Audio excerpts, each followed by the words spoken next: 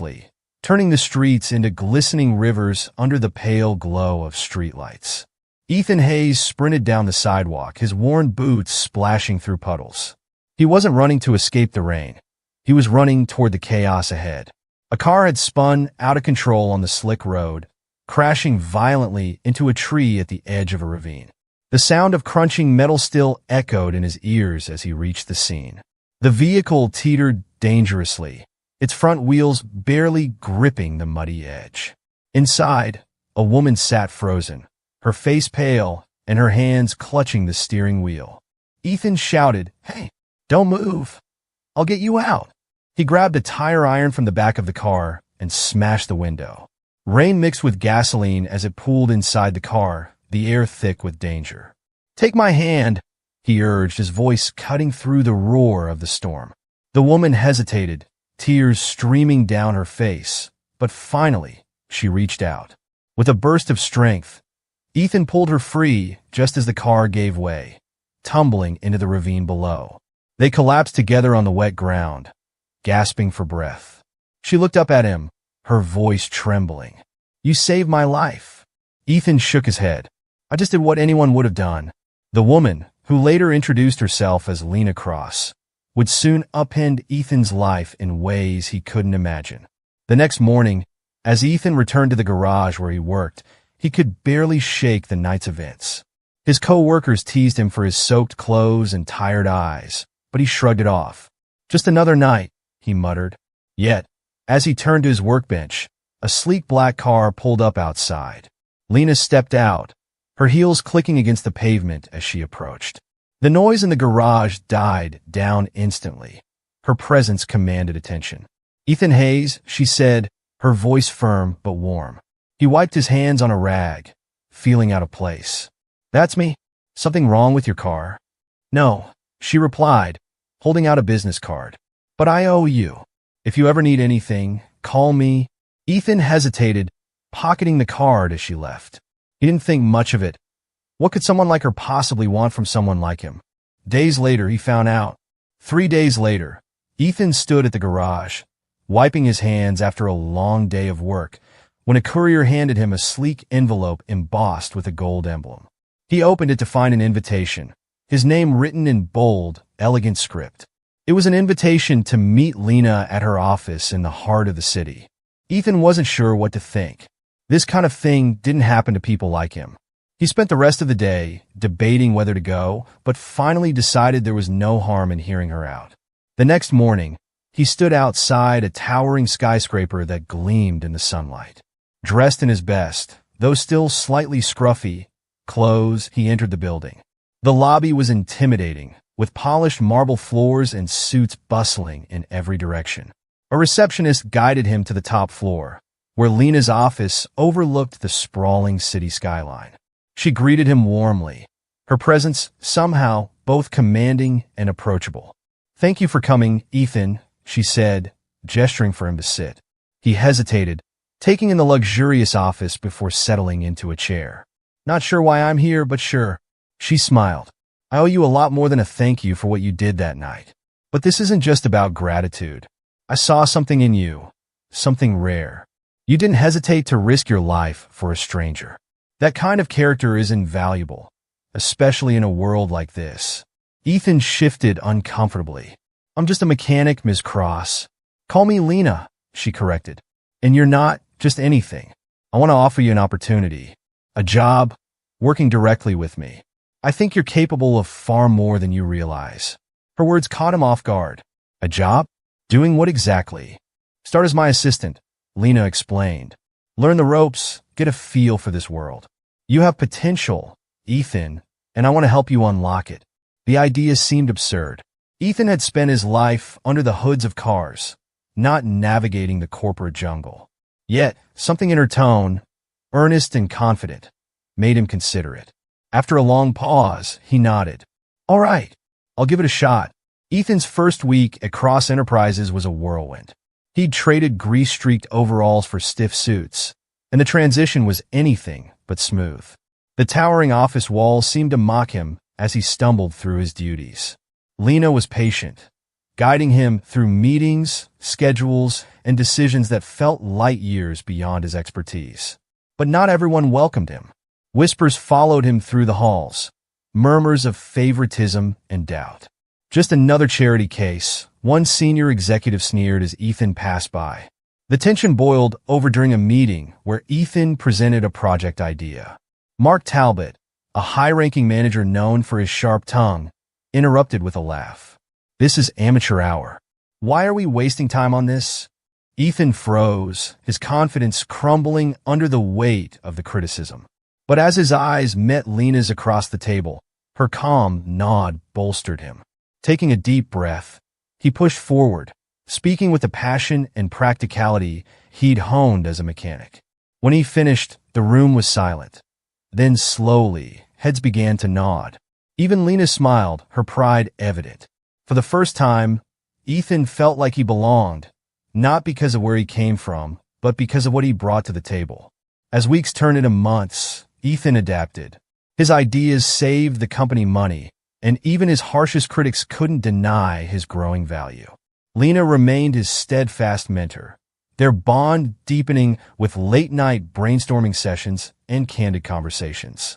Yet, success brought complications. Rumors swirled about their relationship, whispers that Lena's support went beyond professional. Ethan tried to ignore the gossip, but it gnawed at him.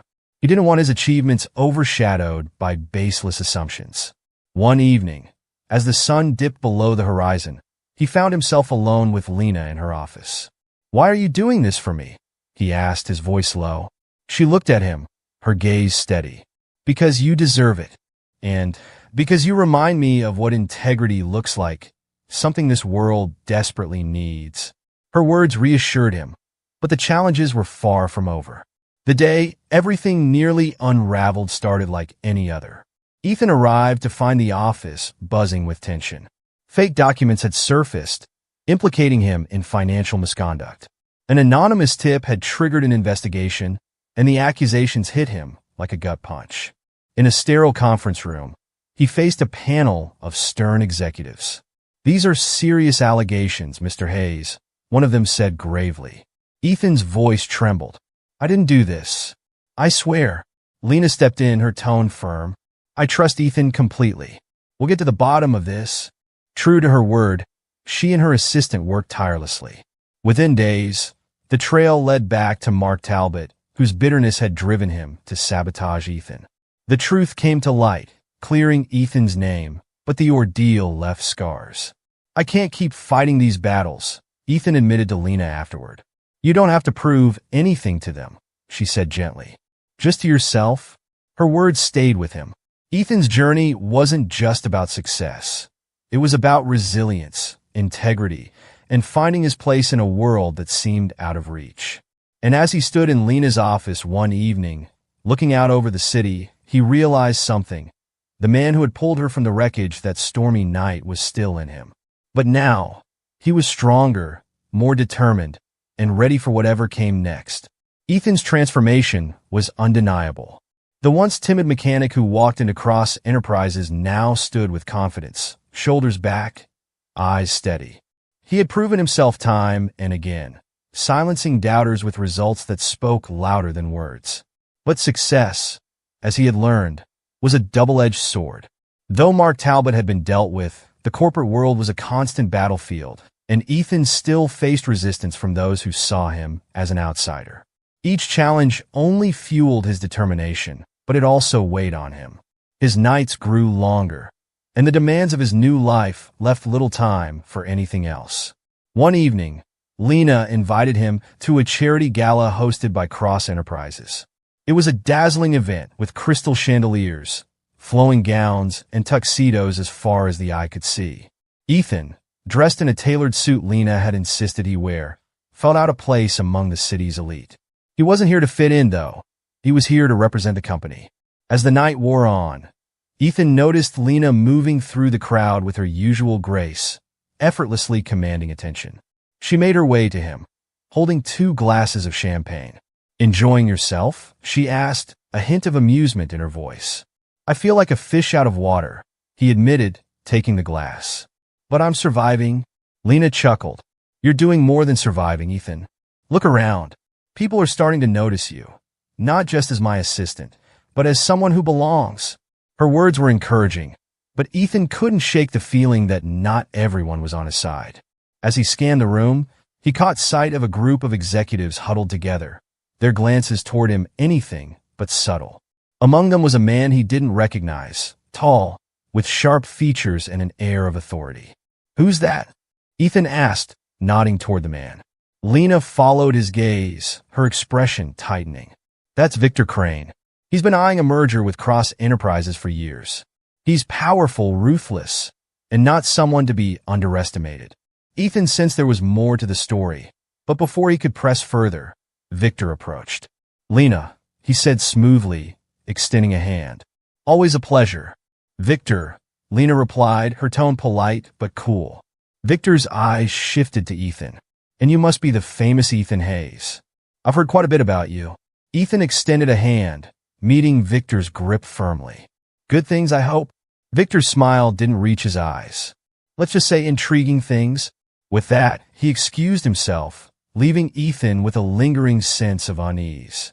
The encounter with Victor marked the beginning of a new chapter in Ethan's journey. Weeks later, whispers of an impending hostile takeover filled the office. Victor Crane was making moves, and Lena was in his crosshairs. Cross Enterprises had weathered storms before, but this was different.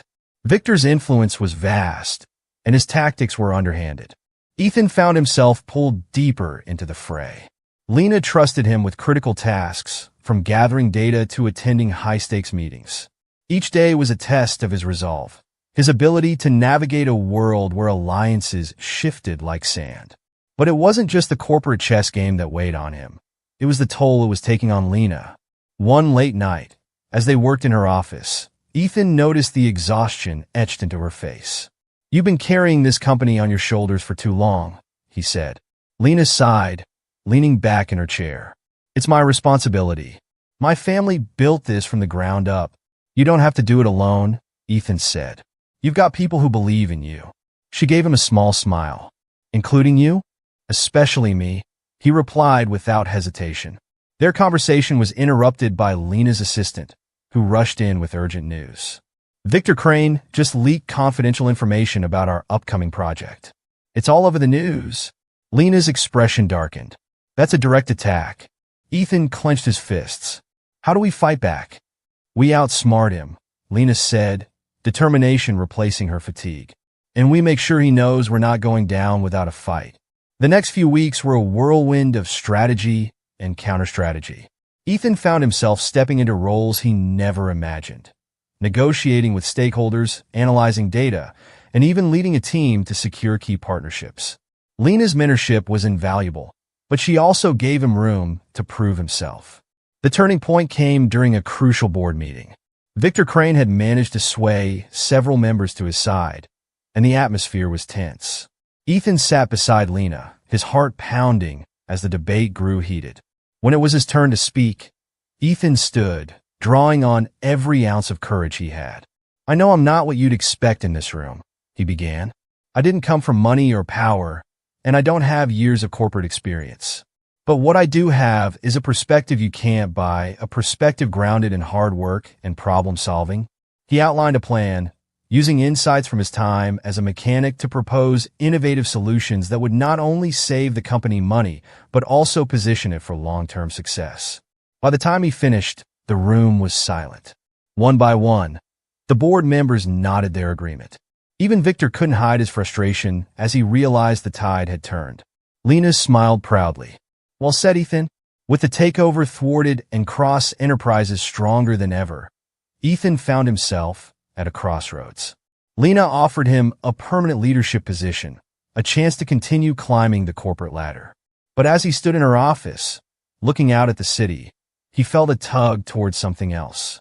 "I've learned so much here," he told Lena, "but I think it's time I take what I've gained and build something of my own." Lena nodded, her respect evident. "Whatever you do, Ethan, I know you'll succeed." Ethan left Cross Enterprises with a sense of purpose, ready to forge his own path. His journey had been anything